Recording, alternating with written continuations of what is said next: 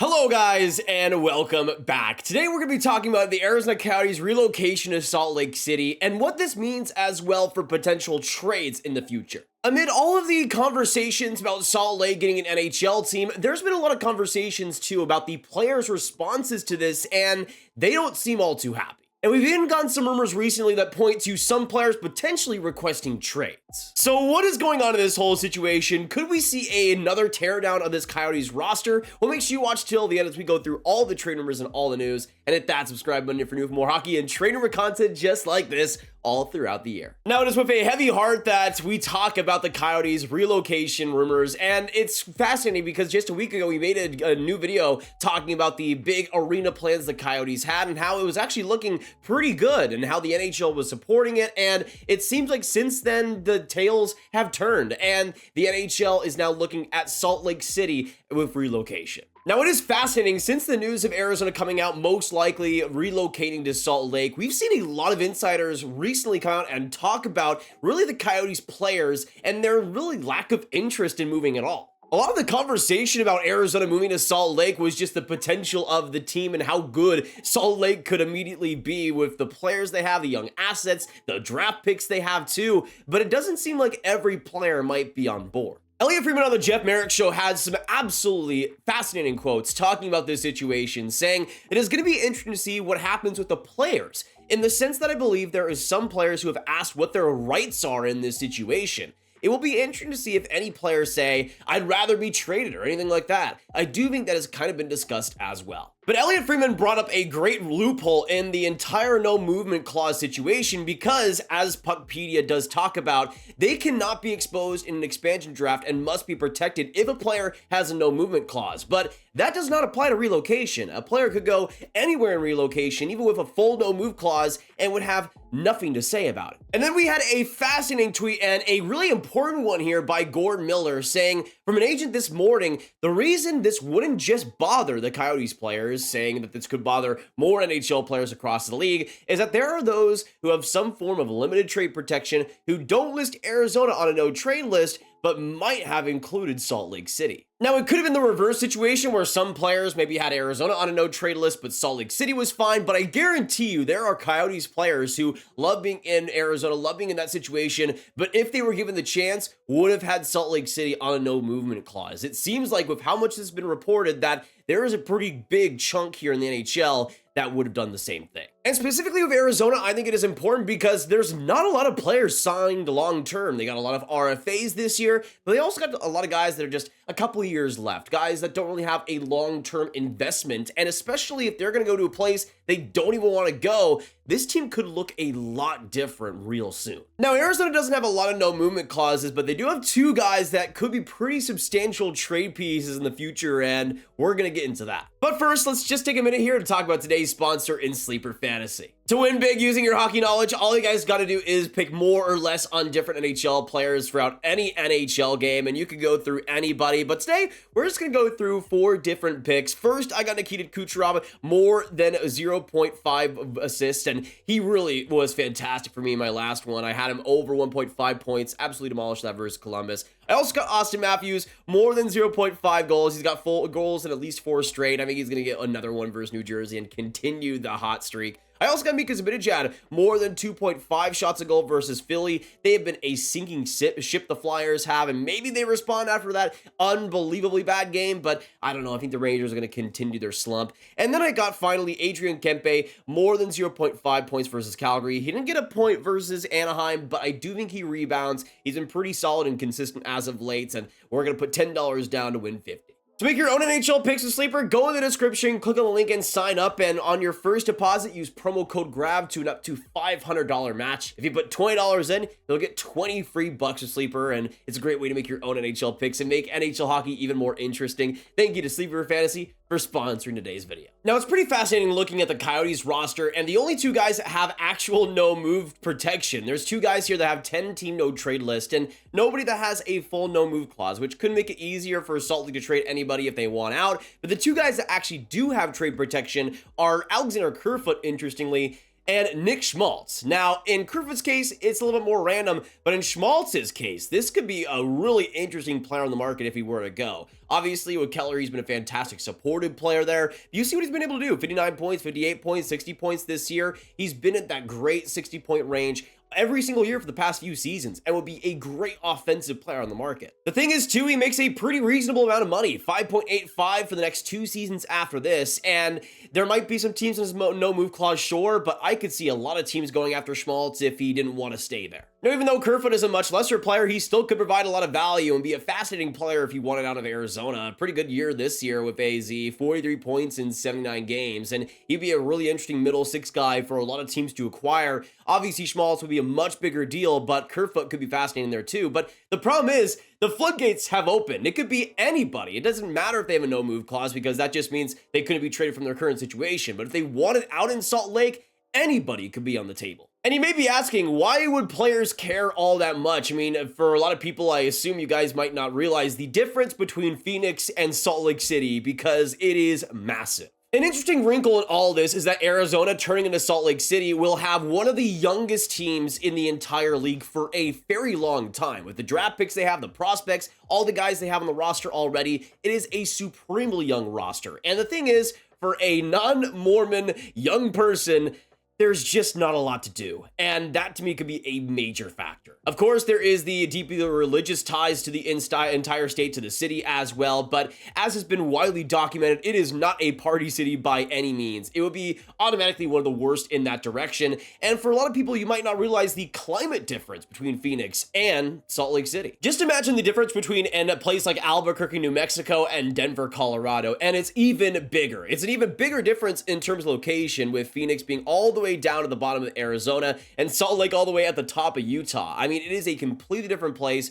way more mountainous terrain in Salt Lake City immediately, and it's a lot colder. That is the biggest difference here. Obviously, you're in the desert in Arizona, and that could be why a lot of players want to be there. That warm climate, just a great area overall, but in Salt Lake City, it's a lot colder throughout a lot longer throughout the season, and that to me could be a big situation too. I saw somebody going on TSN saying that this was the NHL prioritizing another southern state, and it could not be farther from the truth if you've actually been to Salt Lake City. I mean, that place can get warm sometimes, but really not all that often, and it is a place that is much different climate-wise than Phoenix from that whole area, and that to me is going to be a big difference. We obviously know how a lot of NHL players prioritize that warmer weather. Well, Salt Lake City doesn't give you that. So you combine all the factors of the colder climate, a culture that a lot of players might not want to go to or jive with, a nightlife that is basically non-existent, and also the much different tax situation, much higher tax situation that could really deter a lot of players. And I could see some guys just pulling out before it's too late.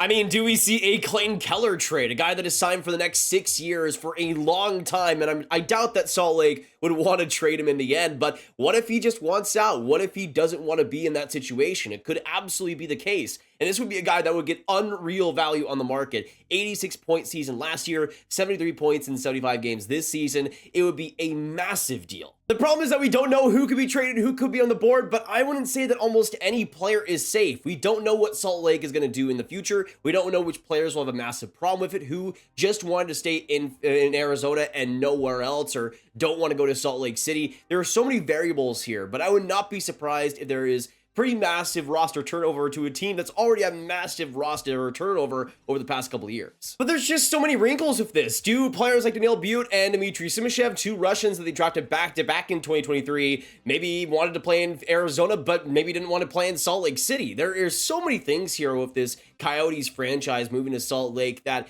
have yet to be determined, but so many different variables that could end up happening, and it is going to be a wild offseason to watch. The problem is that I think we're all assuming that all these parts will stay together in Salt Lake City, that nobody will have a problem going there, and if nobody changes, nobody wants to leave, then sure, that roster is going to be sick going in the future, and so many unreal young players are really going to make their mark there, but I really don't see it going over that smoothly. Maybe it ends up happening with a few players that they want to stay and they are fine with the situation. They might enjoy it, but I think there are going to be others that even if they don't get traded, might just end up leaving after their contracts are done quietly. It will be a fascinating thing to see what happens with this Coyotes franchise, what happens next with the team, because there's going to be a lot of movement here coming up. I just have a feeling. Now, I also just want to talk about this move in general because it fascinates me. Because last Friday, we made a video talking about the Coyotes' new land auction and how well that was going and how they would likely win it in the end. And now just a few days later, it seems like the NHL just, now that we had a great bid to Salt Lake City, just pack them up and ship them away because we're getting some nice money. And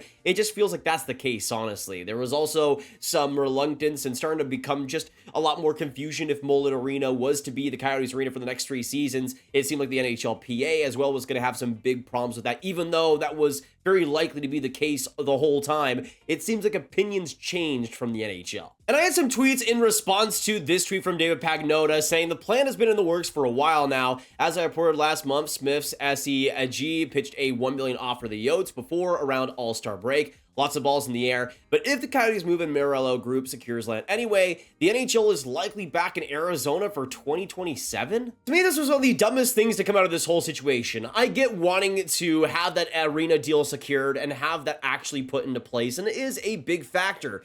But if you actually wanted to give this ownership group an actual franchise, why not just keep the Coyotes there and just wait a couple more years? Again, that wasn't really all too crazy of a plan. Originally, Mullet Arena was going to be in use for 4 seasons, and it's not all that different timeline-wise. But you decide to move the Coyotes, a franchise that this Arizona fan base has bled for, has given so much money for over the years, for so much constant disappointment. A team that finally looks like they're on the rise and finally looks like they'll get over that hump and become the team that they wanted for decades now. You're just going to move them to Salt Lake City after all this goodwill and then just give them an expansion team with random people 3 years later? A completely new brand, a completely new everything after so much has been invested in the Coyotes franchise. It just seems so short-sighted and simply just for money. I get the Coyotes have a reputation and that does precede them, but why then would you give the expansion team to the same ownership?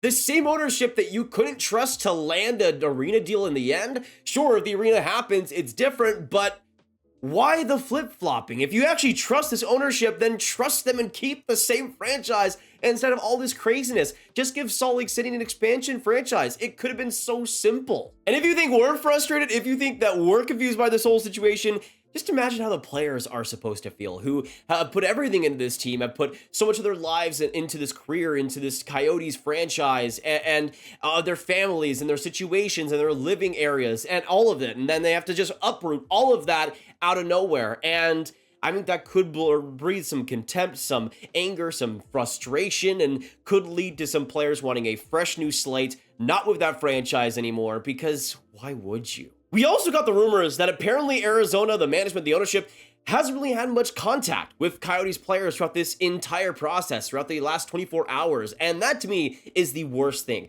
Make sure you at least treat your people right, your players right. And it seems like they haven't over the last 24 hours. And I get that it's kind of blindsided to some of the ownership in a big way, but at the same time, you need to have communication. That could be one of the biggest reasons why I could see players being frustrated too, is that they just haven't been told anything about this whole ordeal. And they haven't really been able to process it because of it. And now they're being thrown out to the wolves in media without really any opportunity to have it sink in. That could really breed some discomfort, and why would you want to stay with that management on to the next franchise? I know I wouldn't. But the good news is that we at least have one last Arizona Coyotes home game to look forward to. As much as the Mullet situation is an issue for a lot of people, it is a pretty magical thing sometimes, and that last game is going to be special. It's going to be special for the players.